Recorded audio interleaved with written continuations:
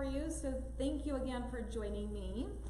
If you haven't joined, hit subscription yet to our channel, please hit subscription. That way you never miss an episode here. We always have some kind of delicious recipe on Fridays, and on Tuesdays I have a nutrition topic. So I want to thank you all for joining, and if you have any questions, just put them below and I will get back to you on those. So today's a quick recipe, so if you blink, you might miss the show. So it is super simple. It is called the pumpkin mug cake. I'm so excited about everything pumpkin right now. It is the season, right? Between now and January, we are going to be all into pumpkin. And it's just so sweet and delicious, and you're gonna love this simple recipe. I love it because I have a sweet tooth, and sometimes you just want one small portion of a cake and you want to be done with it. And that's what this is. It's a single serving in a mug cake. So that's what we are going to do. There's a lot of variations on the mug cake, but I chose pumpkin today because it is an amazing food to be eating right now. It's very seasonal.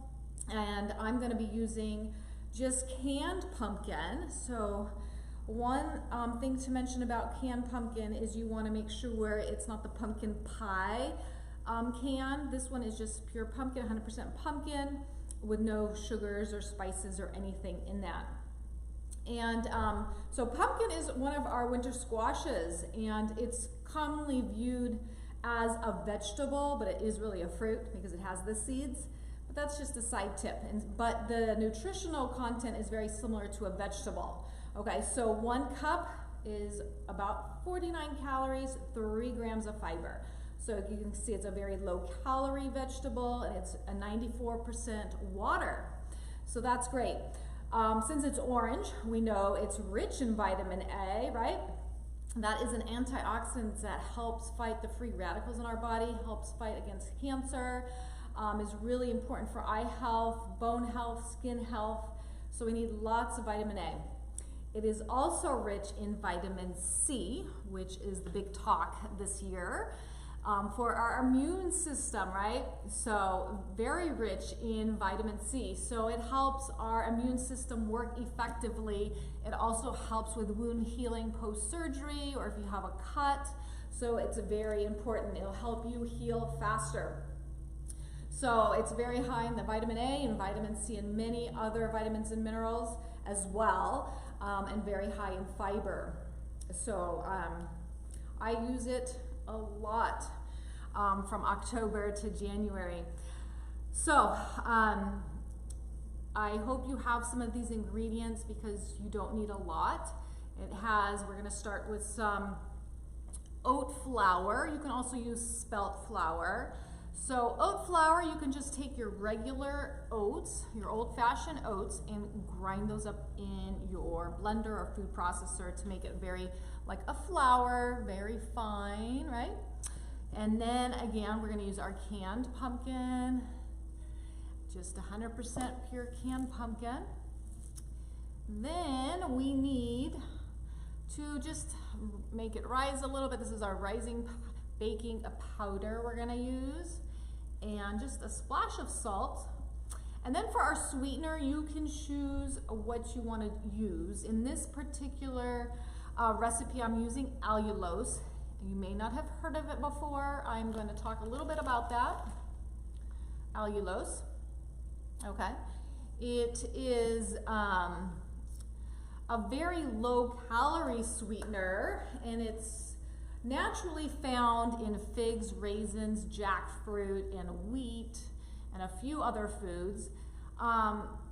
You might not have heard of it. It's a fairly new sweetener, not brand new, but it doesn't raise our blood sugar like sugar does. It does taste like sugar, but it doesn't have the impact on our sugar levels. So it's used by a lot of diabetics that need something sweet in their baking, in their coffee, what have you. So I chose to use that today so I could talk to you about that. But if you want to use another sweetener, you can use honey. You can also use like a brown coconut sugar. So coconut sugar has a lower GI index, so glycemic index doesn't raise the blood sugar as quickly as just like a table sugar. So then we're gonna use a little bit of pumpkin pie spice. And if you don't have that, you can throw in cinnamon and nutmeg and a few other spices. What else is in there? Allspice and ginger. So that would be our spices. So let's get started here. So you just take your favorite mug, okay? And we need 6 tablespoons of flour. So we're gonna get our tablespoon out here. So 6 tablespoons of flour. So we'll measure that out here. And then you're just gonna cook it. I mean, this is the simplest cake you've ever made. And you cook it about 1.5 minutes in the we got disconnected here, but I'm gonna start all over for you all. Thanks for joining and hanging in there. We have the pumpkin mug cake. So what we need, 6 tablespoons of flour. So just get your favorite mug and put it in your favorite mug, okay? So we got 6 tablespoons here. Are y'all there? Okay, this was about 6 tablespoons. So we don't have a lot of ingredients here. It's very simple. We have 1/4 of a cup of the pumpkin puree. And again, make sure you're just buying the pumpkin, no sugar, nothing else in there. Just 1/4 of this pumpkin. Okay. So now we have pumpkin and flour in our cup, and now we're adding 1/2 teaspoon of baking powder. So it's gonna just rise a little bit because of this little 1/2 teaspoon here. So get in your little 1/2 teaspoon. And now our sweetener. I am using allulose. So this is a low calorie sweetener. It does not raise our glycemic index, does not raise our blood sugar level. It is found naturally in figs, raisins, jackfruit, wheat, and a few other foods. You may not have heard of it, that's why I wanted to show you today. So you can use it in your coffee, in baking. It tastes like sugar and no kind of aftertaste or anything like that. So I'm gonna add in 2 tablespoons. So 2 tablespoons there. Okay, there we go.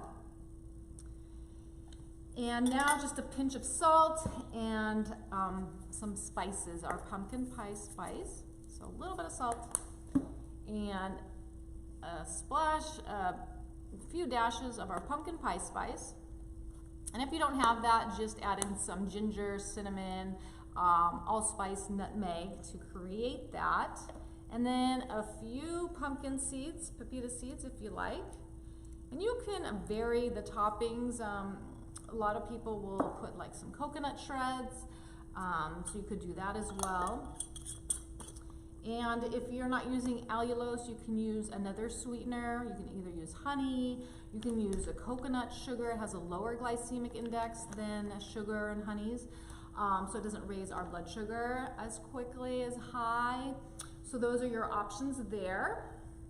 And for the flour, the oat flour, you can also substitute spelt flour. Those are options.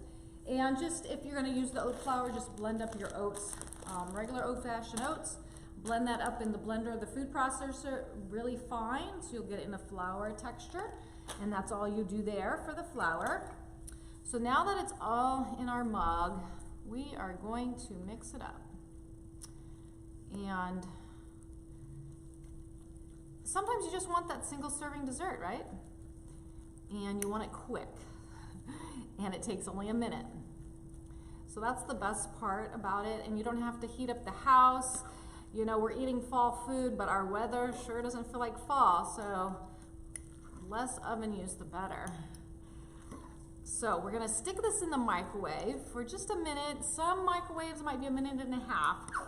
So I would stick it in there for a minute and then see if you like it, see if it's cooked, if you like it that way. So now that's all done. Let me show you what the finished product is. I'll bring it over to the camera for you. I need a clean fork to show you So I'm going to actually drizzle. I like mine with a little bit of almond butter on top. You can definitely do some different variations of this cake. Like I said, I don't have a clean fork here, so I'm going to use this fork and just have a little bit of almond butter on there. But I want to show you what the finished product is. So you cook it and bake it all in the same mug. You don't have to dirty any dishes, and you have this cake. Let me show you what this looks like. It has similar texture to a cake, just like that. So let me taste it for you so I can tell you. I need some milk with that. Super delicious. Tastes like pumpkin.